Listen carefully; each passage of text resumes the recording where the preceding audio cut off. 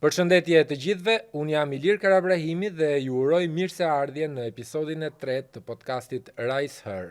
Sot do të flasim për fuqizimin e vajzave dhe grave, një çështje thelbësore për barazinë dhe drejtësinë në shoqërinë tonë. Këtë herë kemi kënaqësinë të mirëpresim zonjën Artina Morava, drejtuese e projektit Rise Her, një iniciativë që synon të mbështesë dhe të fuqizojë gratë e vajzat, veçanërisht ato që përballen me rrezikun e dhunës. Kënaqësi të jemi së bashku. Përshëndetje Elir, mirë se ju gjeta, kënaqësi të jem me ju për të folur për një temë që është sa e prekshme dhe e rëndësishme për shoqërinë shqiptare, ashtu që the projekti Rise Her në fakt fokusohet tek eliminimi dhe trajtimi i dhunës ndaj grave dhe vajzave, por Rise Her është akronim i titullit të projektit për ta bërë pak më interesante dhe për t'i kujtuar vetes gjithmonë që ky projekt ekziston për t'i bërë gratë dhe vajzat që të ngrihen në një nivel tjetër dhe të jenë të pavarura. Në fakt do ishte shumë interesante të dinim edhe për sa i përket idesë së këtij projekti Rise Her, pra si lindi nevoja për t'u marrë me këtë temë kaq problematike dhe kaq të rëndësishme të shoqërisë shqiptare. Ja, është vërtet e nevojshme që të merremi me gratë dhe me vajzat për të patur dhe ato një hapësirë dhe një rol më të rëndësishëm në shoqërinë tonë? Fuqizimi i grave dhe vajzave dhe kryesisht i grave është patjetër kyç sepse ndikon familjen, ndikon fëmijën, ndikon shoqërinë sot edhe të ardhmen. Fakt dhuna me bazë gjinore dhe dhuna ndaj grave është një fenomen jo vetëm në Shqipëri, po në mbar botën. Fatkeqësisht asnjë vend në botë nuk e ka zero dhunën me dhunën ndaj grave. Fatkeqësisht çdo 10 minuta vdes një grua në botë. Është e frikshme të mendosh. Dhe vetëm gjatë periudhës 21-23, 32 gra kanë vdekur ose janë vrarë, janë dhunuar vetëm në Shqipëri. Kështu që është alarmante situata, fatkeqësisht, edhe për këtë arsye ne kemi gjykuar të domosdoshme që të kemi një projekt të tillë, edhe sa mirë që Bashkimi Evropian, që është donatori në këtë rast, ka zgjedhur që të financojë këtë ndërhyrje. Në fakt është për t'u përgëzuar edhe iniciativa për të patur një projekt të tillë që i vjen në ndihmë grave dhe vajzave shqiptare, por do ishte interesante të dinim edhe kategorinë e këtyre personave që do të mbështesë projekti. Projekti në fakt fokusohet në zonën e Elbasanit, të qarkut Elbasanit, 7 bashkitë që përmbledh ky qark, Elbasan, Librazh, Prenjas, Çorik, Peqin, Gramsh edhe Belsh, dhe sigurisht që kategoria kryesore që do mbështeten nga ky projekt janë gratë dhe vajzat më në rrezik, gratë dhe vajzat e dhunuara apo gratë dhe vajzat që janë në pamundësi ekonomike. Njëkohësisht target po kryesor i projektit janë organizata të shoqërisë civile dhe kategori të tjera Do ndalemi dhe tek organizatat. Po cilat janë ato sfidat, nëse mund të themi, që këto ose sfidat e këtij projekti për të ecur më përpara dhe për të patur gratë dhe vajzat më të fuqizuara dhe më të barabarta dhe pse jo dhe për një jetesë më të pavarur? Është e vështirë? Arsyeja ose kjo na çon tek faktorët e dhunës dhe çfarë shkakton dhunën, kryesisht dhunën me bazë gjinore. Ka disa faktorë kryesor, po unë do ndalem mendoj tani te faktorë që lidhen me normat shoqërore, ndoshta është diçka që është e theksuar në Shqipëri për shkak të normave shoqërore, normave kulturore në Shqipëri.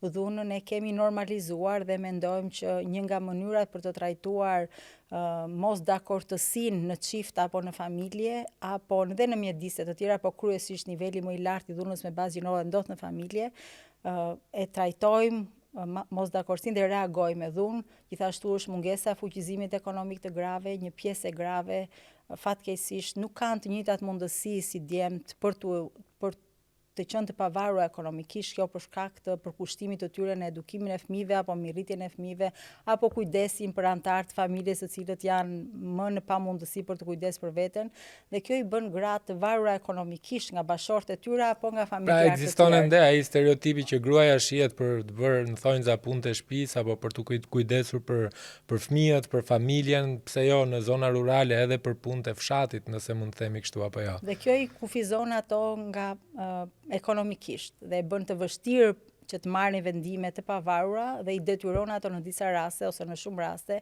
të bien dakord me dhunën në një farë mënyre. Projekti është përqendruar edhe te gratë, për shembull, që kanë qenë ose vajzat që kanë qenë pre dhunës ose viktima të dhunës?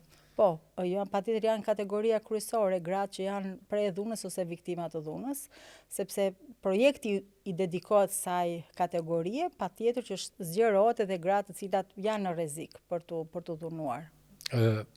Është më e lehtë për ti fuqizuar këto gra, apo është pak më sfiduese duke padur parasysh edhe mentalitetin e zonave ku është shtrirë dhe projekti? Së pari, gratë duhet që të vinë atë vetë dijen, vetëdijesimin që duhet që të kenë një zë dhe duhet të flasin nëse ato dhunohen, që jo gjithmonë është e lehtë dhe ne dimë shumë mirë këtë gjë. Kjo për shumë arsye, për shkak të mentalitetit, për shkak se ato ndihen të pazonjat për të dalë nga situata që ndodhen për shkak të detyrimeve që kanë ndaj fëmijëve të tyre apo për një sër arsyesh të tjera. Kjo nuk e bën të lehtë që gratë të afrohen dhe të kërkojnë ndihmë. Kështu që një nga linjat që ka projekti, ndërhyrje që ka projekti është që gratë të aftësohen së pari të identifikojnë kur quhet dhunë, kur ato janë të dhunuar, sepse dhuna nuk është vetëm fizike. Do të thënë ajo më e dukshme që dëgjoj më shpesh është dhuna fizike. Apo femicidi që është dhuna fizike që përfundon me marrjen e jetës së një gruaje. Por dhuna është psikologjike, është ekonomike, është emocionale, është seksuale, dhunë në vendin e punës për shkak të gjinisë, apo dhunë në vendin e punës për shkak sepse thjesht je një grua, nuk paguhesh njësoj sa që mund të paguhet një burr, dhe të gjitha këto. Kështu që nuk është e lehtë që gratë së pari ta identifikojnë dhe ta raportojnë dhunën. Kështu që kjo nuk e bën shumë të lehtë. Gjithsesi ndër vite është rritur numri i grave që raportojnë dhunën, fatmirësisht. Dhe në këtë kuadër, patjetër që në momentin që grua e raporton dhunën, është dhe më lehtë që ta ndihmosh për të dalë nga situata. Sigurisht që edhe historia e fondacionit World Vision nuk fillon sot apo me këtë projekt Rise Her, pra dhe ka një bazë që është dhe komuniteti dhe aktorët e komunitetit. Në të shkuarën e fondacionit, a ka ndonjë histori suksesi që të grave sigurisht dhe të vajzave që kanë përfituar nga puna e World Visionit? World Vision ka një histori 25 vjeçare në Shqipëri, ne kemi filluar në 99 dhe ndër vite World Vision përveç se ka pasur një sër shumë gra të përfshira si punonjëse të veta, njëkohësisht ka arritur shumë gra në komunitet. Mund të them me siguri që janë qindra, mos të them mijëra gratë që janë ndikuar drejt për drejt, individualisht, jo në ndërhyrje gjithë përfshirëse apo komunitare.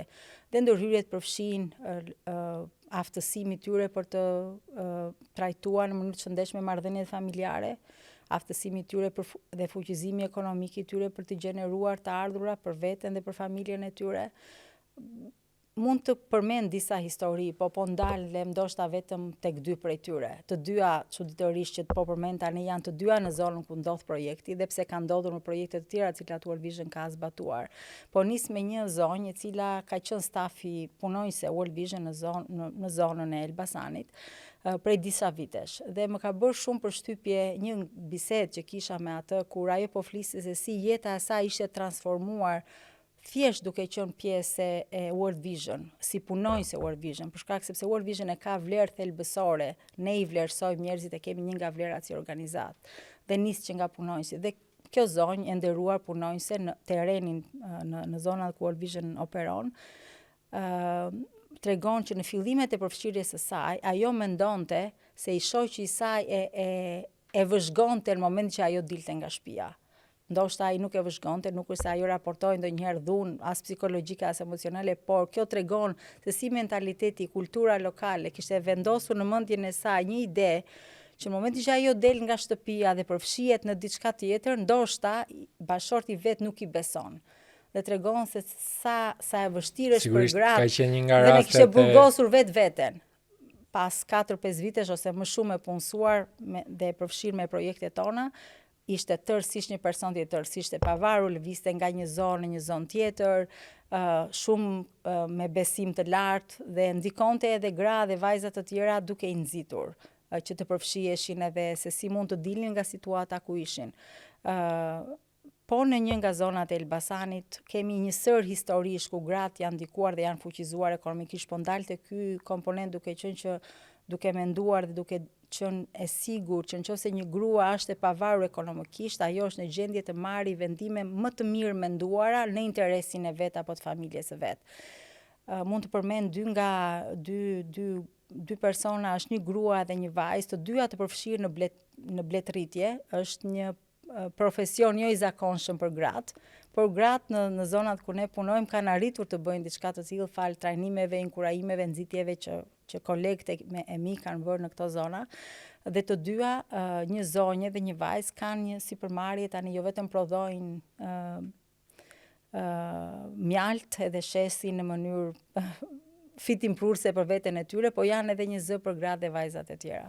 Ju përmendet pak më parë organizatat e shoqërisë civile, por në fakt do ishte me shumë interes për ditur se cili është roli i organizatave të shoqërisë civile. Sigurisht që ato kanë një rol shumë të rëndësishëm. Unë përmendaj që gratë e kanë të vështirë, nuk e kanë shumë të lehtë që të identifikojnë problemet e tyre dhe të japin zë çështjeve të tyre. Do të thotë që ju duhet dikush tjetër që ju jep një dorë dhe bëhet zë për ato kur ato nuk kanë mundësi ose nuk e dinë që mund të kenë një zë. Dhe kështu e shikoj rolin e shoqërisë civile në rastin e adresimit të dhunës me bazë gjinore. Në qoftë se nuk ekziston shoqëria civile, gratë do ta kenë gjithmonë të vështirë që të jenë gati dhe të kenë një krah që i mbështet për t'i dhënë zë çështjeve të tyre. Dhe kjo është arsyeja pse ne një nga fokuset e projektit e kemi fuqizimin e organizatave shoqërisë civile. Në këtë rast janë të paktën 10 organizata shoqërisë civile në qarkun e Elbasanit, të cilat deri më tani së pari ju është bërë një vlerësim i kapaciteteve të tyre për të kuptuar sa kuptojnë ato çështjet gjinore apo çështjet e dhunës me bazë gjinore, kapacitetet e tyre për të administruar fonde të ndryshme, sepse ne dimë që nëse një entitet nuk ka burime financiare, nuk mund të qëndrojë, nuk mund të operojë. Dhe mbas këtij trajnimi, ato do të kenë mundësi, 5 prej tyre do të kenë mundësi të zbatojnë mini projekte të financuara apo nga ky projekt. Kanë sigurisht edhe një listë kriteresh që mund të bëhen pjesë e projektit? Sigurisht, duke qenë që ne kemi trajnuar të paktën 10 organizate dhe nga këto do të përzidhen vetëm 5. Kriteri i parë që organizatat të jenë të operojnë në zonën e qarkut të Elbasanit. Projektet e tyre duhet të fokusohen tek trajtimi i dhunës me bazë gjinore ose ofrimi shërbimesh drejt për gratë dhe vajzat, ose aktivitete ndërgjegjësuese, ose fuqizim ekonomik i grave dhe vajzave. Kështu që patjetër që duhet jenë në Elbasan dhe duhet të ofrojnë shërbime për gratë dhe vajzat. To janë 2 kriteret kryesore. Përveç organizatave të shoqërisë civile, keni parashikuar edhe profesionistët e fushës, ndoshta dhe aktorët lokal. Si do t'jetë përfshirja e tyre ose përzgjedhja e profesionistëve në projekt, sigurisht për fuqizimin e gruas dhe vajzave në një jetesë më të pavarur? Kuadri ligjor në Shqipëri është deri diku i plot, mund të themi plot, për sa i përket mekanizmat e nevojshme e domosdoshëm për identifikimin, raportimin dhe trajtimin e dhunës me bazë gjinore. Po sigurisht gjithmonë punonjësit e përfshirë në këto procese kanë nevojë që të trajnohen, kanë nevojë të rriten kapacitet, por mbi të gjitha kanë nevojë të vinë bashkë që të rajnë mendime se si të zgjidhin probleme që janë kaq shumë komplekse. Për këtë arsye ne kemi përfshirë në projekt edhe profesionistët. Kur themi profesionistët, kemi parasysh punojnë social, sociolog, psikolog, koordinatorin e dhunës apo antar të mekanizmit të koordinuar të referimit. Sepse është dhe kjo pjesë shumë e rëndësishme për shoqërinë shqiptare, sepse për fat keq ne ende nuk e kemi atë kulturën që kur kemi një shqetësim apo kur kemi një tension apo kur kemi një ngjarje që e përjetojmë shumë keq, nuk shkojmë të trokasim në derën e psikologut. Edhe besoj se edhe kjo është menduar mirë në përfshirjen e rolit sociologut, psikologut e tjera me radhë në projekt.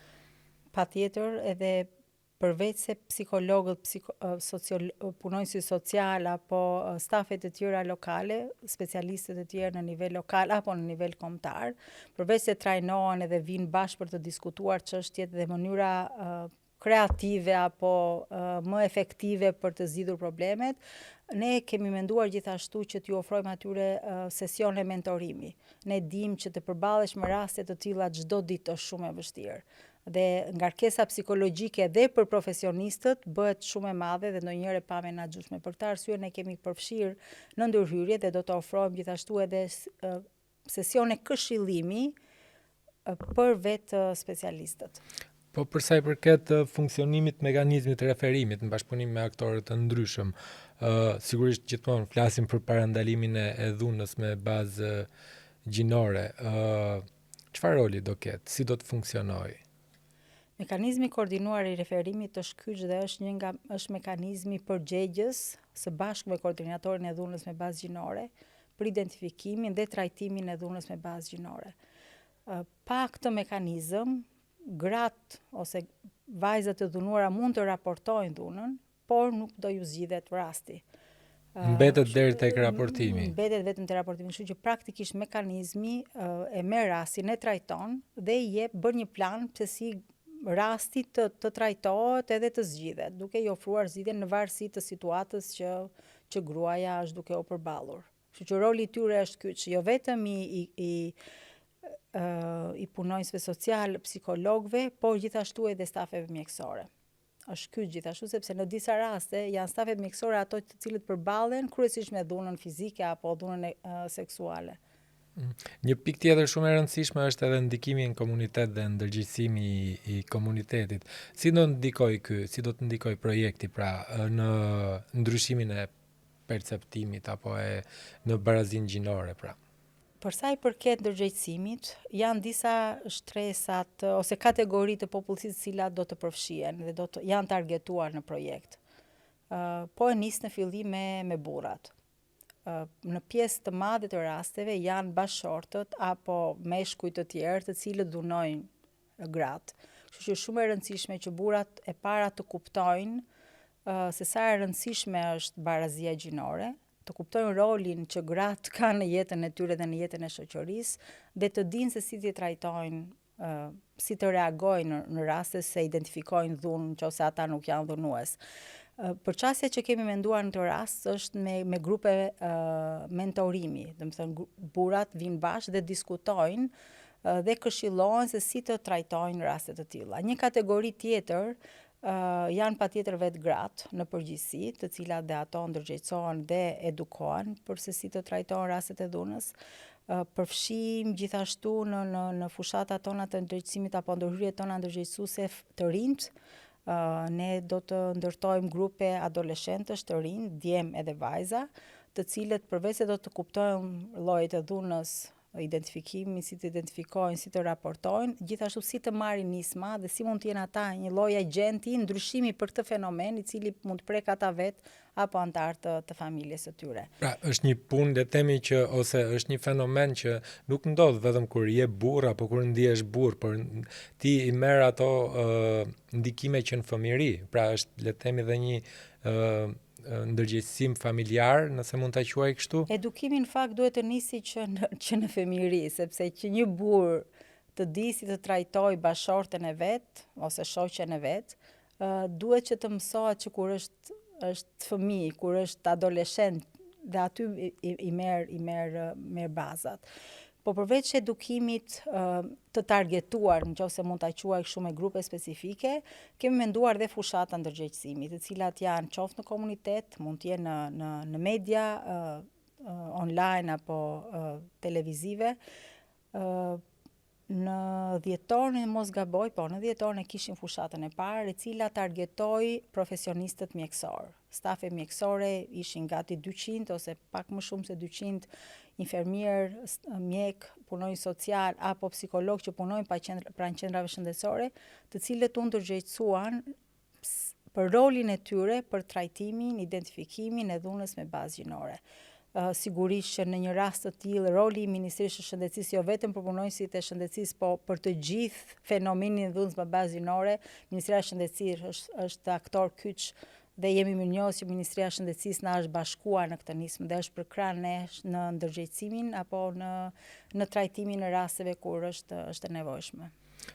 Në fakt, dhuna kur ndodh nuk është se janë rastet e rralla që ndodh me paramendim apo me para përgatitje. Shpesh herë ndodh për shkaqe shumë të ndryshme që ju nga studimet tuaja mund t'i dini më mirë se sa ne që i përkasim medias.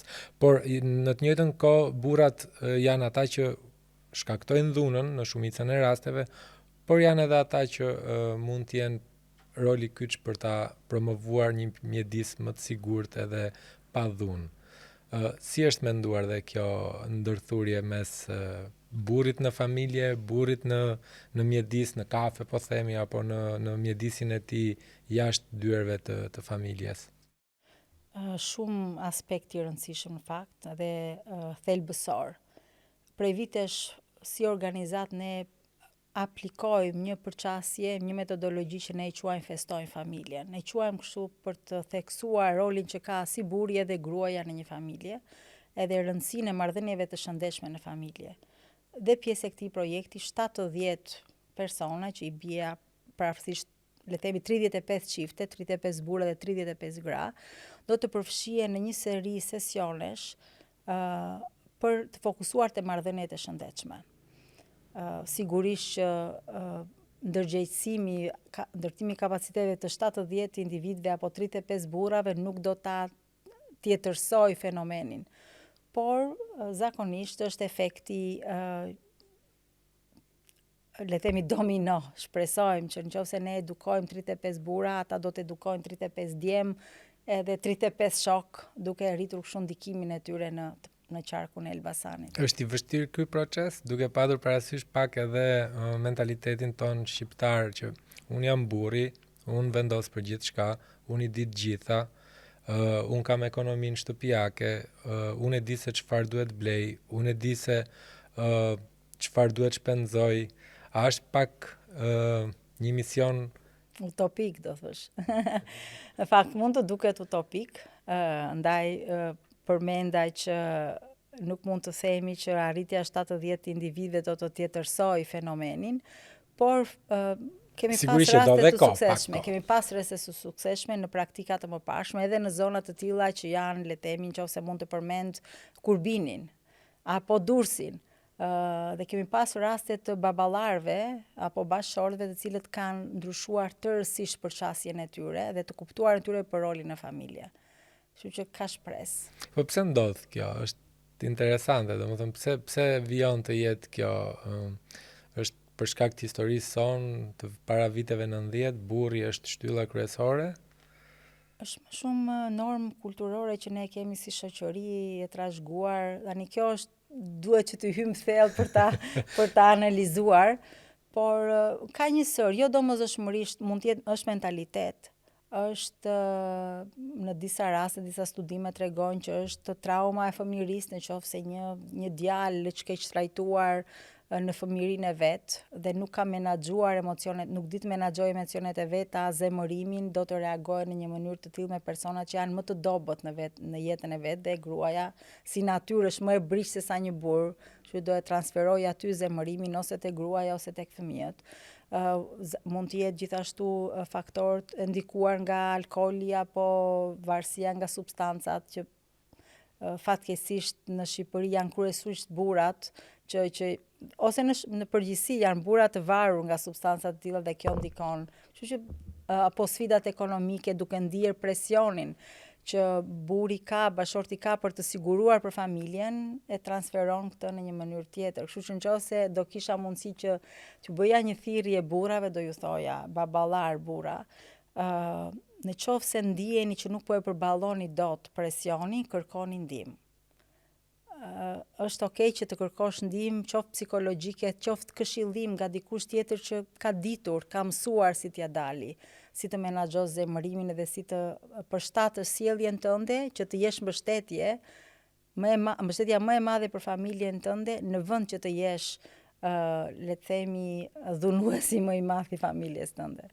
Ky ndoshta është edhe një mesazh që i drejton në emër edhe të projektit të gjithë burrave shqiptar dhe pse jo dhe të rinjve, djemve shqiptar. Po, kjo do ishte në fakt, nuk mendoj që ka shqiptar ose individ qoftë edhe në botë që nuk ka dëshmuar ndonjëherë dhunë. Mund të ketë dëshmuar dhunën në rrugë, mund ta ketë dëshmuar në shkollë, mund ta ketë dëshmuar në familje çuditërisht. Kemi kam pas kolege në fakt të cilat janë shumë të edukuara, shumë të arrira, po jetojnë një jetë shumë të dhunshme familjare dhe të vështirë që të dalin. Kështu që nëse mund ta zgjeroja thirrjen time jo vetëm për burrat që kërkonin ndihmë, është e vështirë që të dalësh nga një cikël dhe një mënyrë të sjelli që të është bërë e zakonshme, por mund të ketë zgjidhje. Për gra do jepja të njëjtën ftesë, ka rrugë dalje, nuk je pa shpresë, kërkon ndihmë, mund të kesh një infermiere që i beson, mund të kesh një mësuese që i beson, mund të kesh një shoqe e cilës i beson, nuk e di, mund të jetë dikush i cili është në gjendje që të ndihmojë, ka shpresë, ka rrugë zgjidhje.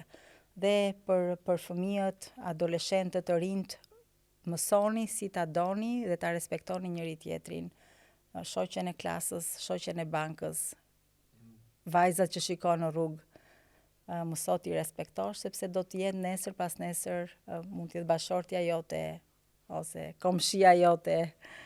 Në fakt është shumë e vërtet dhe shpresoj që mesazhi juaj të përçohet dhe të shkojë në veshin e duhur, jo vetëm të burrave dhe djemve që shfaqin veprime pak më agresive që çojnë drejt dhunës dhe pikërisht dhe këto biseda që ne zhvillojmë dhe nuk janë bisedat e fundit, ne do të kemi mundësi që të trajtojmë dhunën me bazë gjinore edhe në podcaste të tjera, kështu që më lejoni t'ju falenderoj për bisedën shumë informative dhe të vyer dhe shpresoj që të kemi një shoqëri më të barabartë, kemi gra më të fuqizuara dhe më të pavarura.